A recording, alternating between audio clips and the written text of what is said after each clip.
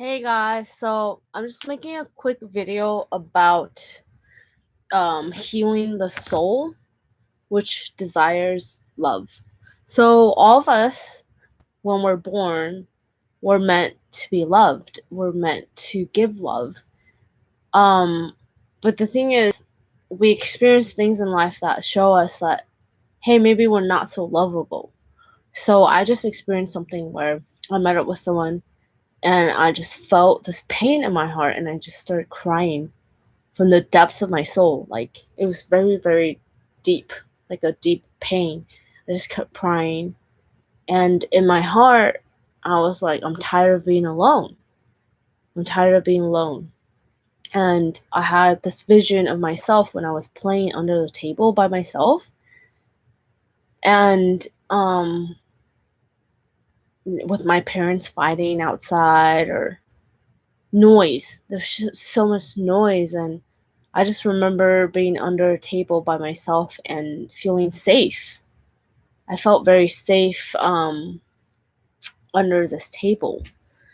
And at the time, it was just like, okay, well, if I'm by myself, then I'm safe. But if I'm if I'm outside of this table, if I'm outside the confines of this room, hugs, I'm not safe because then there's people and these people can hurt me. So we come from a place of we're born and we're meant to be loved to okay, now it's like I'm coming out of the safety of the womb, right? And now there's danger. There's the possibility of your parents hurting your feelings. There's a possibility of parents yelling at you. There's a possibility of romantic hurt and romantic pain. There's a possibility of being bullied, which I was bullied. There's a possibility of abandonment, right? So like when I was 8, my parents got divorced and I never saw my dad again for like 10 years. So there's a possibility of feeling loved and then all of a sudden that person leaving you. So the fear of abandonment, the fear of attachment. And you know, attachment is very normal. It's part of love and feeling loved. And not that abandonment is normal, but that there are seasons of your life that God brings certain people into your life to teach you something. And when they leave, it's basically like, okay, you've learned what you needed to learn and you need to move on. But it's very difficult because we want the same people in our lives. But if you think about it, life is full of change, continuous change. And it's painful because we're like, oh my gosh, like I don't want to feel this feeling of pain, of leaving someone, of being left behind. And that's how we interpret it because we're still innately little children within ourselves, and we are seeing everyone else in the lens of the reflection of basically our parents. So every friend in our life is a reflection of our parent. Every romantic relationship is a reflection of our parents because that's what we know. So like I've had friends that were girls and they reflected my mother, and they were emotionally absent, they weren't very present, you know. um so what God will have you do is like, for me, I would get really shut down when I like became friends with girls, or I would get shut down when I try to date because I'm like, oh, they're gonna leave me anyways, or this isn't gonna work out anyways. So I didn't see the point of dating, honestly, like, or even going on dates with people I just knew what, like, I'm like, I don't see a future with this person. Like, no way. Like, but what is the point of dating then? What's the point of even meeting people? Like, I didn't see the point. But what God was teaching me was the posture of an open heart. It actually, your heart is a muscle that needs practice. It needs to learn how to open your heart, um, open itself up, and then have like give it the possibility of like, okay, fine, you might be disappointed, you might get hurt, you might get wounded, but in that space of okay, I'm letting love in, and even disappointment and fear and the fear of abandonment or rejection or judgment, all of that has to do with your heart being open, because it's about you. Yes, relationships and friendships is two people, right? But it's also about you allowing your heart to feel. Because every single day we get to choose, like, am I going to feel my emotions or am I going to suffocate it? And when I growing up, honestly, like, I like, even with my mother, right? Like the other day I gave her a gift and she was like, "Oh my gosh, like the lid doesn't close, like it's not good. I don't like it." And I was like offended because I'm like, "Mom, like I did something nice for you." And like now I feel rejected because my gift, my gesture of love isn't enough for you. Now I feel inadequate. So, um, but then I realized like, oh no, I see the point. Like the lid isn't that like like it doesn't stay on, and she has a point. You know, it's not her rejecting me, it's her like just being honest, right?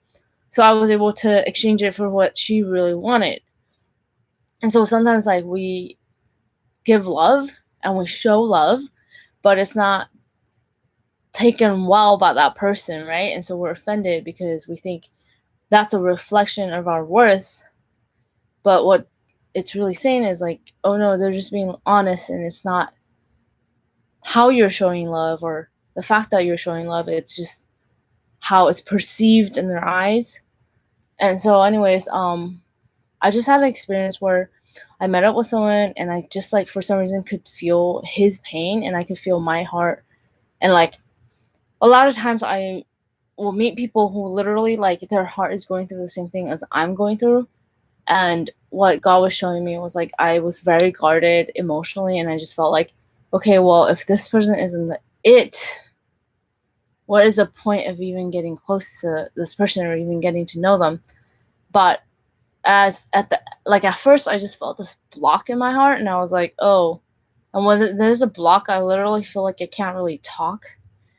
But so then I started to feel the emotions, and I was like, I think he said something like, I just don't ever know that I'll ever be in a relationship because of my past. And I just started like crying and crying, and I was just like, oh my gosh, like that's how I feel. Like, will I, like this hopelessness of like, yeah, God has promised me my husband, he's promised me marriage, but like, is that really possible? Because I've met so many people, I've gone on so many dates, and like I haven't exactly found someone that like is 100% or even 85, 95% of what I'm looking for.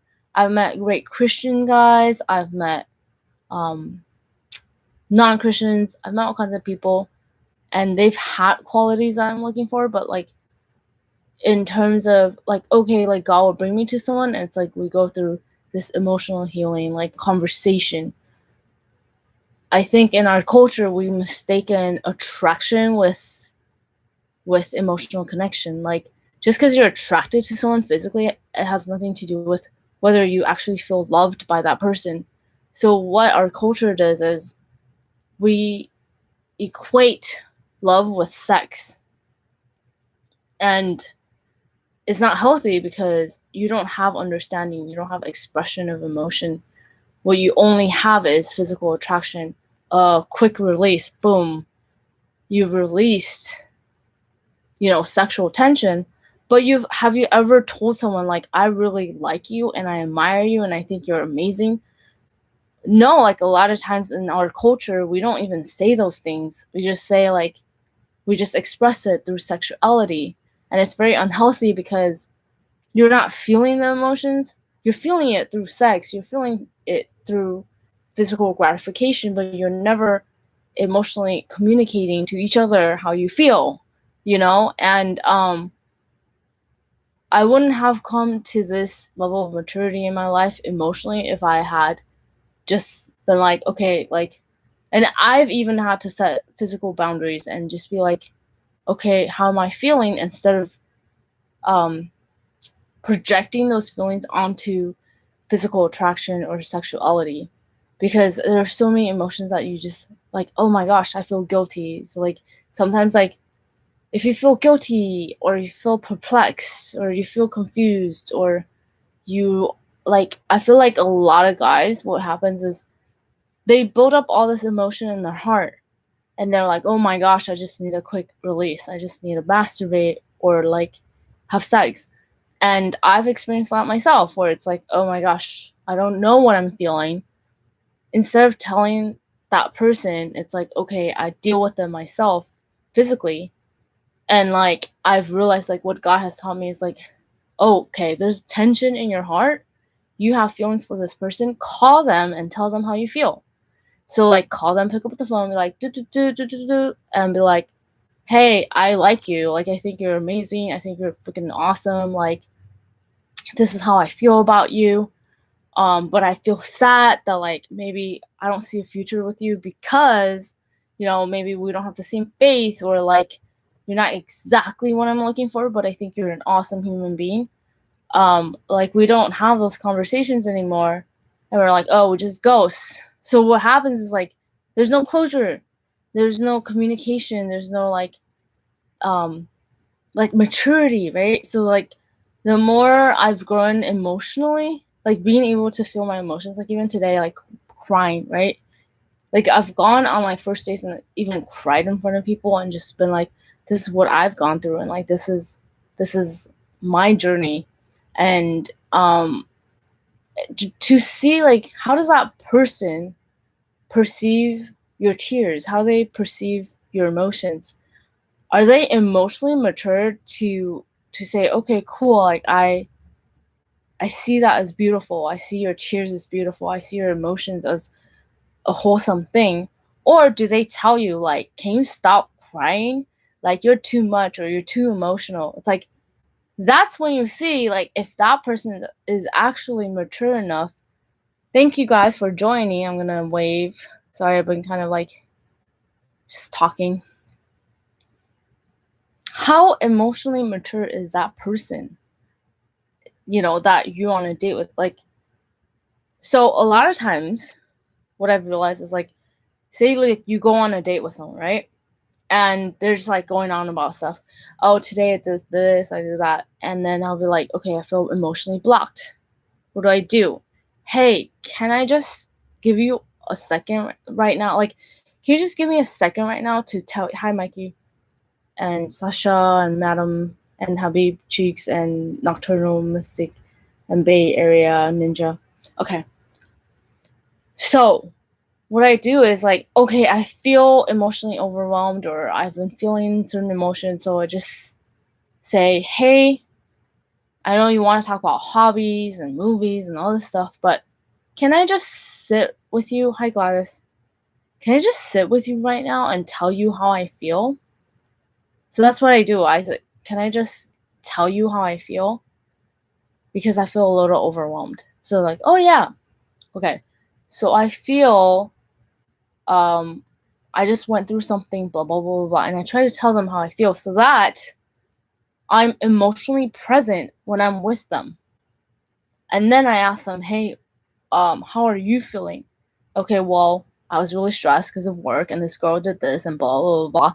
So then we're getting the emotions that you're feeling in the present, not out of the way, but like that you're able to feel it with that person. That's called emotional connection, right? You're emotionally connecting because you're understanding. Or maybe I remember one time I hung out with someone and he told me he was in his 30s. And so we're eating, and the whole time he's just like acting weird. He was sitting there, like just acting weird, like just kind of zoning out. And I was like, hey, what's up? What's wrong? What's on your mind? And a lot of times in relationships or friendships, like you're hanging out with someone and that person is zoned out. Hi, Chris, part of emotional awareness is understanding, like, okay, where's my friend at? Where's my girlfriend at? Where's my boyfriend at? Where's my wife at? Where's my husband at? So their job is to be vulnerable with you and say, okay, I'm zoned out because I'm thinking about my mom and what she said to me. It kind of hurt my feelings. Or I'm zoned out because my boss is being mean to me, or like I'm zoned out because of this and that. But a lot of times we don't address those emotions when we're hanging out with people. Like, we just want to skip over the emotions. We just like want to pretend we're okay. And we don't want to show that we have any problems. We're scared to show our problems or vulnerabilities. And we don't want to like seem weak, right? But part of emotional connectedness and like love, receiving love and giving love, is to be emotionally vulnerable and in that present. Like, I see this so much, like when I go to like restaurants and bars. It's like people will just be sitting around the table and no one's talking to each other.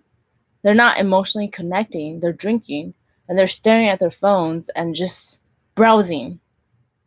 Why? Because they are actively ignoring their emotions. They're not emotionally aware, and that they're not emotionally connecting with each other. So that's why you see like a lot of times, like, okay, families go out and like none of them are actually talking. They're not emotionally connecting. And so like what I've learned to do even with my mom is like, hey mom, like, I just want to tell you this is how I feel about what you said to me. It kind of hurt my feelings. Or um like if I go on a date, hey, you said something that kind of felt like deceiving. Like, oh, you didn't tell me that you had a kid. Like, I feel deceived.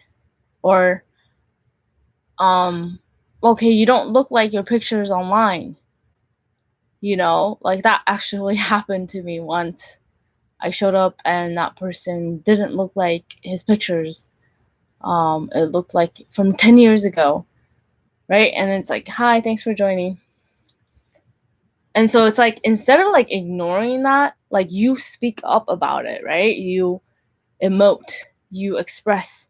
And as you actually express it in the moment, you feel the emotions and you're able to actually connect because you're being honest.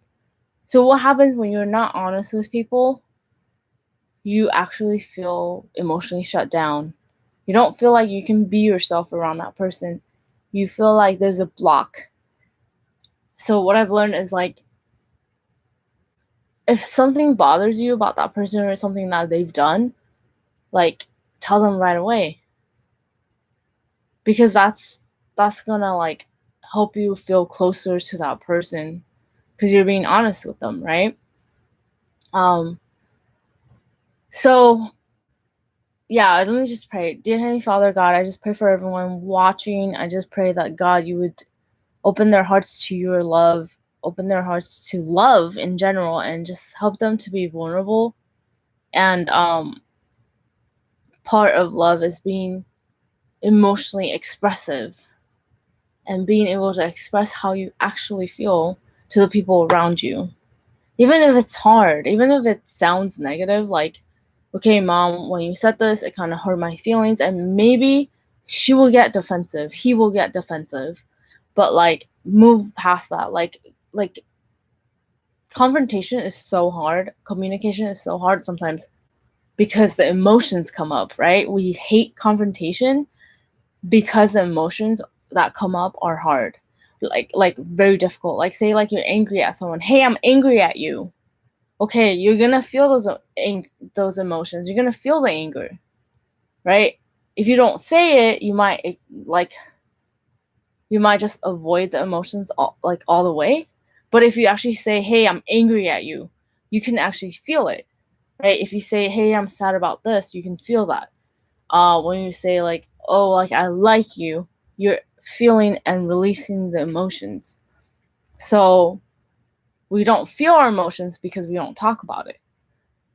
So how do you have an emotionally wholesome heart? You allow your heart to say what it needs to say. You allow your heart to feel what it needs to feel.